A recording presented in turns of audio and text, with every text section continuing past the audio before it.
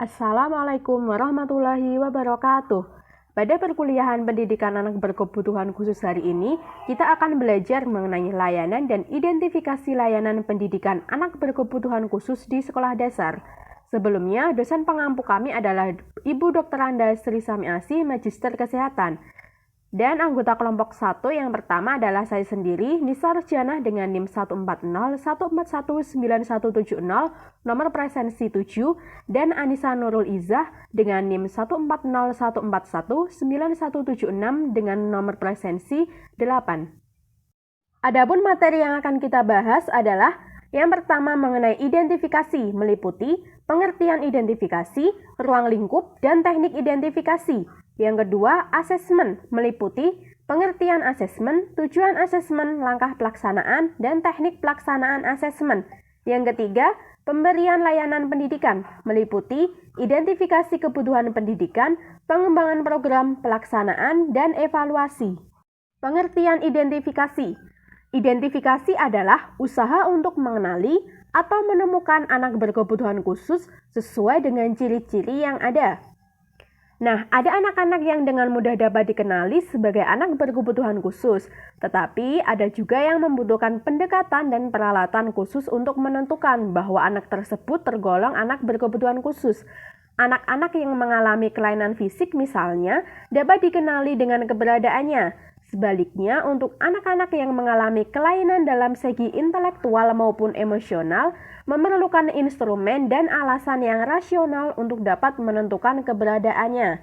Nah, untuk dapat memperoleh informasi yang lebih lengkap, maka usaha identifikasi perlu dilakukan dengan berbagai cara, antara lain dengan pengamatan dan juga wawancara.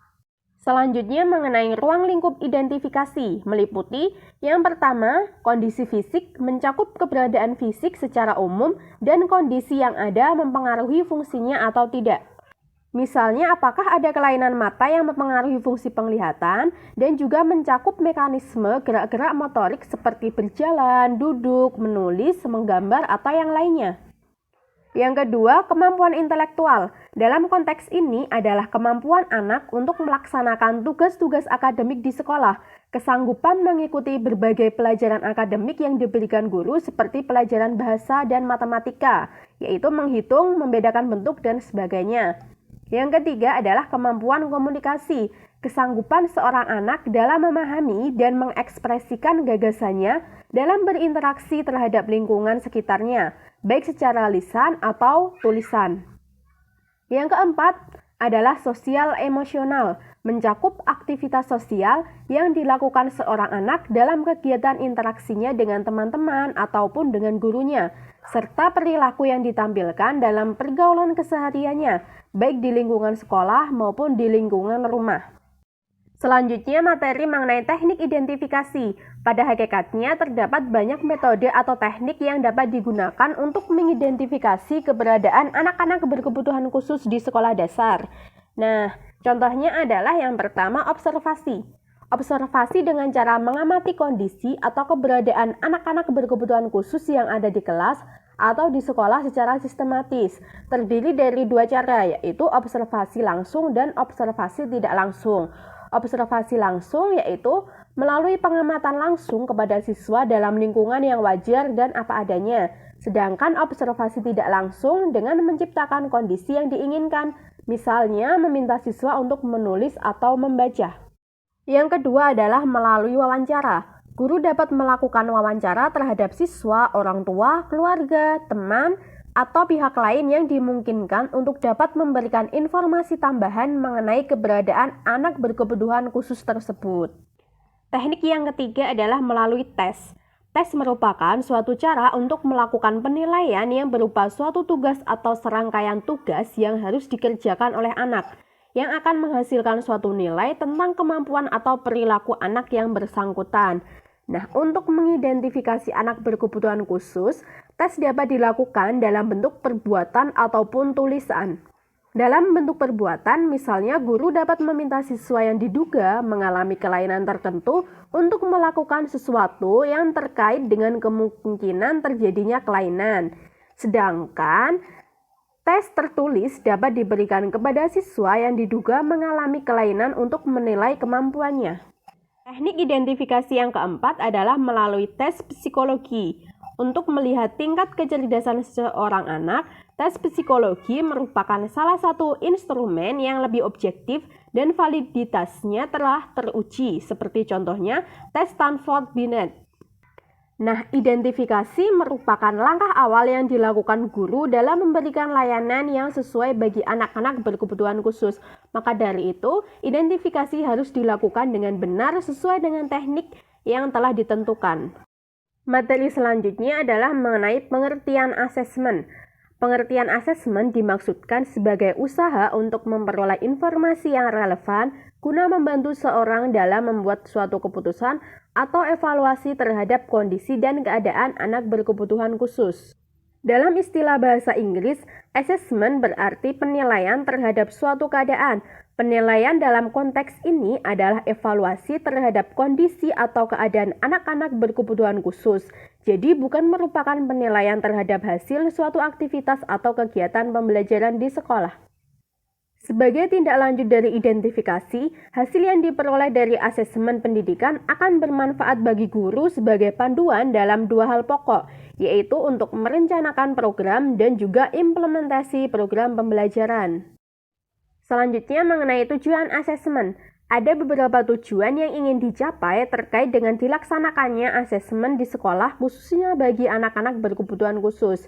Terkait dengan waktunya, Muhammad Amin tahun 1995 halaman 125 menjelaskan adanya 5 tujuan dilaksanakannya asesmen bagi ABK, yaitu yang pertama, menyaring kemampuan anak, yaitu untuk mengetahui kemampuan anak pada setiap aspek, misalnya bagaimana kemampuan bahasa, kognitif, kemampuan gerak, atau penyesuaian dirinya. Yang kedua, pengklasifikasian, penempatan, dan penentuan program. Yang ketiga, penentuan arah dan tujuan pendidikan. Yang keempat, pengembangan program pendidikan individual yang sering dikenal dengan individualis educational program, yaitu suatu program pendidikan yang dirancang khusus secara individual untuk anak-anak berkebutuhan khusus. Dan yang kelima adalah penentuan strategi, lingkungan belajar, dan evaluasi pembelajaran. Langkah pelaksanaan asesmen. Menurut Mercer and Mercer tahun 1989 halaman 38, langkah pelaksanaan asesmen meliputi yang pertama, menentukan cakupan dan tahapan keterampilan yang akan diajarkan. Guru memahami tahapan kompetensi pembelajaran siswa dalam bidang pembelajaran tertentu untuk mengetahui keterampilan apa yang telah dikuasai oleh siswa. Yang kedua, menetapkan perilaku yang akan diasesmen. Asesmen perilaku diawali dari tahapan yang paling umum menuju tahapan yang khusus. Yang ketiga, memilih aktivitas evaluasi. Evaluasi kompetensi umum lazimnya dilakukan secara periodik, sedang untuk kompetensi khusus sebaiknya dilakukan secara formatif dan berkesinambungan. Yang keempat, pengorganisasian alat evaluasi. Evaluasi pendahuluan mencakup identifikasi masalah, pencatatan bentuk kesalahan, evaluasi keterampilan tertentu, menentukan tujuan dan strategi pembelajaran, serta implementasi dan pemantauan kemajuan belajar siswa. Yang kelima, pencatatan kinerja siswa. Terdiri dari dua hal, yaitu kinerja siswa pada pelaksanaan tugas dan penguasaan keterampilan secara keseluruhan. Yang keenam adalah penentuan tujuan pembelajaran. Guru perlu merumuskan tujuan pembelajaran, khusus bagi anak dalam jangka pendek secara spesifik, misalnya dalam aspek membaca atau mengeja dalam pelajaran bahasa. Kemudian teknik pelaksanaan asesmen. Yang pertama bisa melalui observasi, pengamatan yang dilakukan secara seksama terhadap aktivitas belajar siswa seperti cara belajar, kinerja, perilaku, ataupun kompetensi yang dicapai. Yang kedua melalui tes formal, bentuk tes yang telah terstandarkan yang memiliki acuan norma ataupun acuan patokan dengan tolok ukur yang telah ditetapkan. Yang ketiga melalui tes informal, tes yang sesuai untuk memperoleh informasi tentang berbagai hal yang berkenaan dengan kompetensi dan kemajuan belajar anak berkebutuhan khusus. Yang keempat, melalui wawancara, untuk memperoleh informasi dengan sasaran utama orang tua, keluarga, guru di sekolah, ataupun teman-temannya. Perkenalkan Perkenalkan, saya Anissa Nurul Izzah. Di sini saya akan melanjutkan presentasi dari teman saya. Identifikasi kebutuhan pendidikan. Langkah awal dalam pemberian layanan pendidikan anak berkebutuhan khusus di sekolah dasar adalah melakukan identifikasi dan asesmen terhadap kebutuhan pendidikan dari siswa yang bersangkutan. Dengan melakukan identifikasi dan asesmen terhadap siswa, guru akan dapat mengetahui dan menentukan kondisi permasalahan yang dihadapi anak-anak berkebutuhan khusus di sekolah.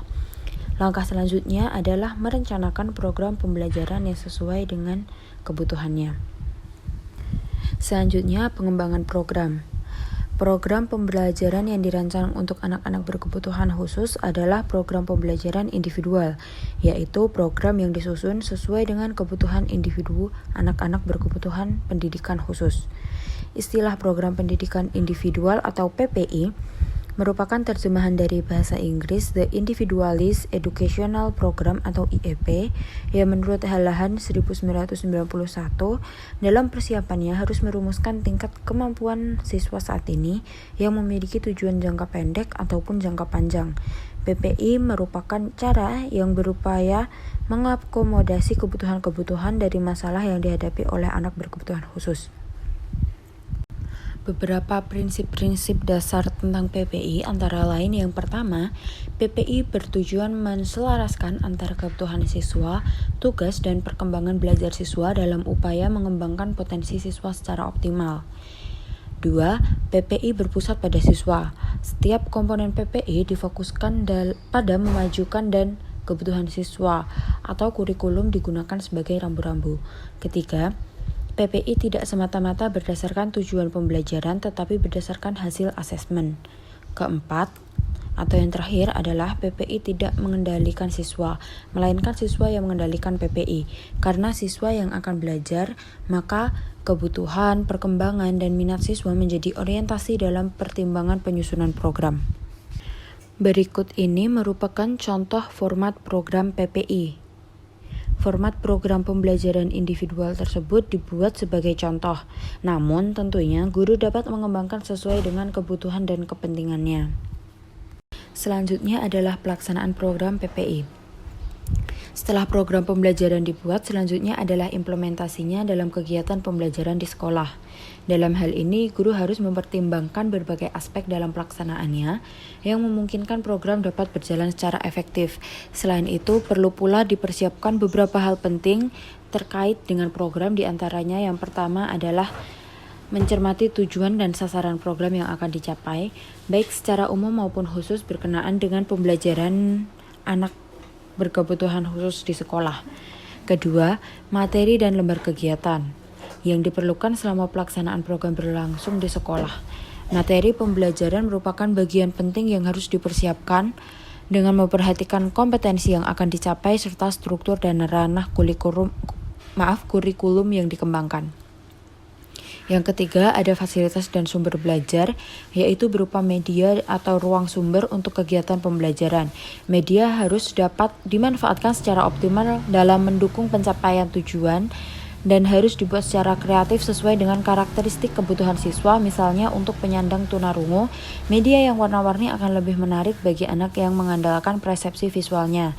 Sedangkan untuk sumber belajar merupakan suatu kebutuhan pembelajaran untuk anak-anak berkebutuhan khusus di sekolah umum SD yang dapat dijadikan tempat layanan pendidikan khusus. Kemudian, kalender pembelajaran. Selain memperhatikan kalender pendidikan secara umum, secara nasional dan tingkat daerah, kalender pelaksanaan program pembelajaran individual dapat dikembangkan sesuai kebutuhan dan kondisi lingkungan sekolah masing-masing. Kemudian yang terakhir, sebelum pelaksanaan program dilakukan, maka perlu terlebih dahulu dilakukan rapat koordinasi tim yang melibatkan berbagai unsur sekolah, komite, dan orang tua siswa yang bersangkutan. Hal ini dilakukan terutama untuk persiapan dan penentuan agenda kegiatan program. Selanjutnya adalah evaluasi. Evaluasi diberikan pada setiap akhir kegiatan pembelajaran atau dalam periode waktu tertentu untuk mengukur tingkat kemajuan dan prestasi belajar yang telah dicapai siswa. Untuk anak-anak berkebutuhan khusus, evaluasi dapat dilakukan dengan portofolio, melalui serangkaian kegiatan atau tugas-tugas yang telah dilakukan atau dibuat siswa.